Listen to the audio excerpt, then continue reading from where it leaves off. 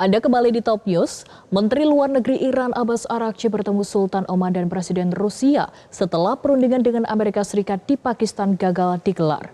Serangkaian pertemuan tersebut dibaca sebagai upaya Iran memperluas saluran mediasi bukan hanya pada Pakistan.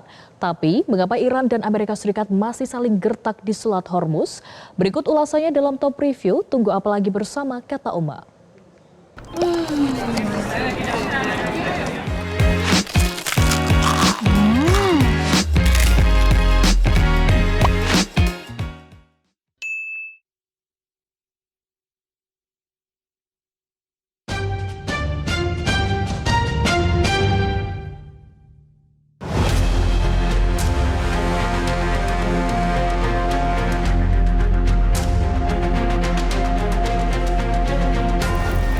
Inilah momen ketika Sultan Oman, Haitham bin Tariq Al Said, yang didampingi Menteri Luar Negeri Oman, Badr Al Busaidi, menyambut delegasi Iran yang dipimpin langsung oleh Menteri Luar Negeri Iran, Abbas Araghchi, pada hari Minggu.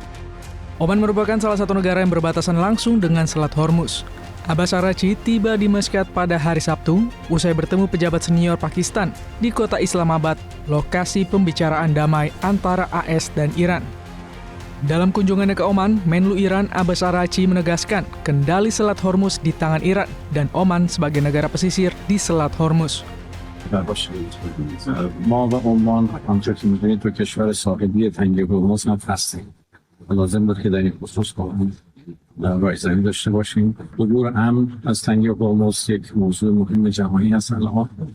طبیعی هستش که ما به عنوان دو کشور ساحلی این تنگه باید با هم صحبت داشته باشیم تا منافع مشترک بتونه تامین بشه و با هم هماهنگ بشیم در هر حرکتی که در این خصوص صورت میگیره، چون منافع ایران و منافع ما به طور مستقیم درگیر این قضیه هست. الحمدلله اشتراک نظر بسیار وجود داره بین ما و ما و توافقاتی هم کردیم که مشورت‌هامون در سطوح کارشناسی ادامه می‌دیم. Pada Senin pagi waktu Rusia, Menteri Luar Negeri Iran Abbas Araghchi mendarat di Bandara Saint Petersburg untuk melakukan pertemuan bilateral dengan Presiden Rusia Vladimir Putin. Menlu Araghchi menyebut kunjungan ke sejumlah negara sahabat untuk berkonsultasi di tengah kebuntuan perundingan damai antara Iran dan Amerika Serikat soal Selat Hormuz. Araghchi menyebut gagal perundingan akibat Amerika Serikat memiliki tuntutan yang terlalu berlebihan terhadap Iran. روز مقاومت قهرمانانه مردم ایران رو باید حتما باعث بشه که حقوق مردم رو استیفا بکنیم و منافع کشور رو تامین بکنیم. عبور امن از تنگه هرمز یک موضوع مهم جهانی هست الان. طبیعی هستش که ما به عنوان دو کشور ساحلی این تنگه باید با هم صحبت داشته باشیم تا منافع مشترک بتونه تامین بشه و با هم هماهنگ باشیم در هر حرکتی که در این خصوص صورت میگیره، چون منافع ایران و منافع ما به طور مستقیم درگیر این قضیه هست. الحمدلله اشتراک نظر بسیار وجود داره بین ما و ما و توافقاتی هم کردیم که مشورت‌هامون در سطوح کارشناسی ادامه می‌دیم. Analis Militer Center of Interdisciplinary and Development, Anton Aliabbas menilai kunjungan Menlu Abbas Araghchi ke Oman dan Rusia sebagai bentuk upaya Iran memperluas saluran mediasi baru di luar Pakistan. Pertemuan dengan Presiden Rusia Vladimir Putin juga sebagai upaya memperkuat posisi tawar. Karena kemudian ketika kita bicara tentang proposal baru, Iran sendiri memang mencoba mengomunikasikan proposal baru terkait usulan perdamaian ini tidak hanya melalui meja Pakistan saja, tapi juga dengan Oman, lalu juga dengan Rusia. Jadi dengan demikian Iran mencoba untuk membangun banyak channel komunikasi yang harapannya bisa disampaikan kepada Trump. Walaupun juga misalnya kunjungan kali ini ke Moskow sedikit banyak juga meningkatkan posisi Iran dalam proses perundingan ini, bahwa dia kemudian tidak hanya sendiri, tapi dia juga di backup oleh Rusia secara tidak langsung dengan penerimaan di Rusia. Dalam upaya perundingan ini, Iran menyodorkan proposal baru. Salah satunya adalah memisahkan masalah nuklir dari butir-butir lainnya. sedangkan Selat Hormuz akan ada pembicaraan tersendiri. Menariknya, dalam pembicaraan Selat Hormuz ini, negara-negara Teluk seperti Arab Saudi dan Qatar juga ingin dilibatkan. Sebenarnya proposal barunya itu adalah mencoba memisahkan perundingan terkait nuklir dengan proses yang lain atau butir-butir tuntutan yang lain. Ini kan proposal barunya. Jadi proposal barunya itu mengeksklusif pembicaraan tentang nuklir. Nuklir kalau dalam posisi Iran adalah harapannya dipisah. Jadi paket pembicaraannya dipisah. Itu satu.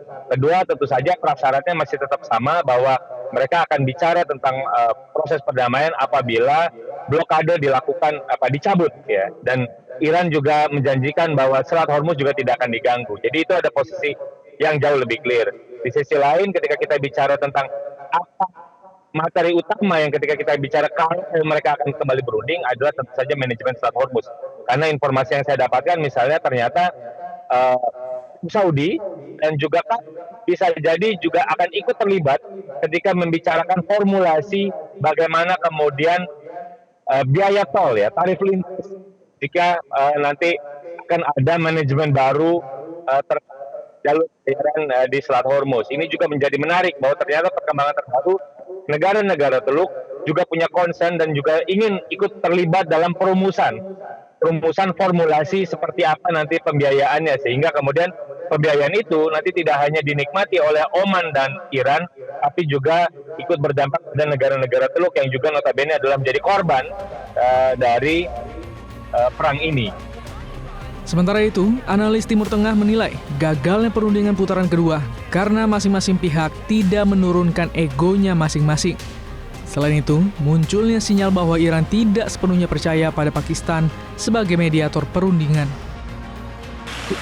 Ya, ini kan masing-masing kedua pihak, baik Iran maupun Amerika ataupun Israel di sini bagian dari Amerika dalam perang ini, ya harus menurunkan egonya masing-masing. Ini yang belum kelihatan terjadi.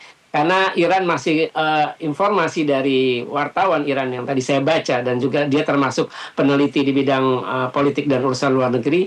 Jadi salah satu yang diminta Iran kemarin ketika bertemu dengan para pejabat Pakistan adalah mereka menuntut Pakistan tuh netral. Nah, ini belum ketahuan. Kenapa Iran menganggap Pakistan tidak netral dalam perundingan versi pertama di Islamabad 2 pekan lalu?